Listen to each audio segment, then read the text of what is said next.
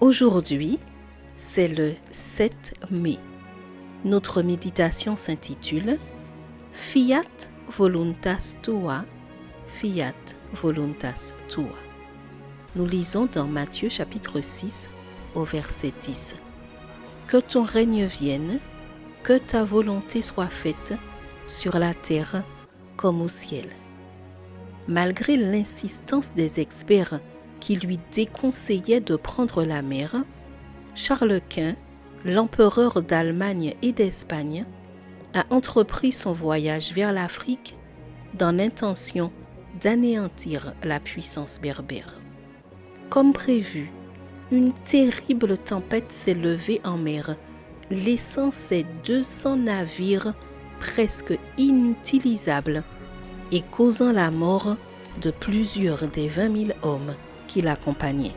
L'historien Auguste Minier raconte que pendant cette violente tempête, Charles Quint, revêtu de son manteau blanc, marchait au milieu de ses hommes tout en adressant à Dieu ces mots latins « Fiat voluntas tua, fiat voluntas tua », ce qui signifie « que ta volonté soit faite, que ta volonté soit faite ».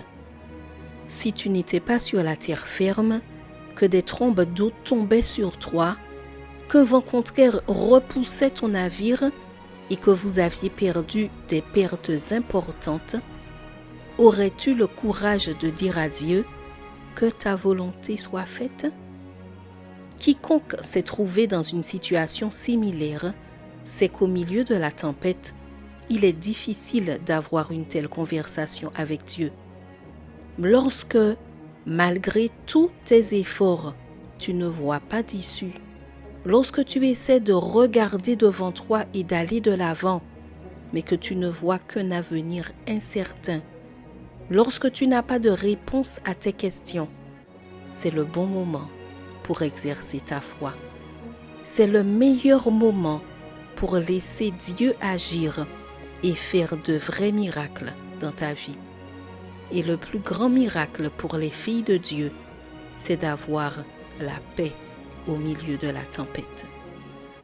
L'empereur Charles Quint, sachant que les navires ne pouvaient tenir que 2 heures de plus en mer, a dit à tous ses compagnons « Ne vous inquiétez pas, dans une demi-heure, tous les frères et les religieuses d'Espagne se lèveront pour prier pour nous. » Avec la certitude que quelqu'un prie pour toi, lève-toi ce matin et dis au Seigneur que ta volonté soit faite. Le Seigneur a entendu de son trône et avant que ton bateau ne chavire, le miracle aura lieu. Sais-tu pourquoi j'en suis sûre? Parce que je suis témoin que Dieu n'est jamais en retard. Il réalise sa volonté au moment propice.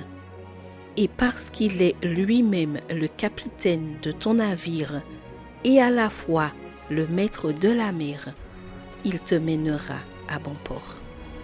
Post-scriptum, heureuse en direction du bon port. Je te souhaite une excellente journée sous le regard béni du Seigneur.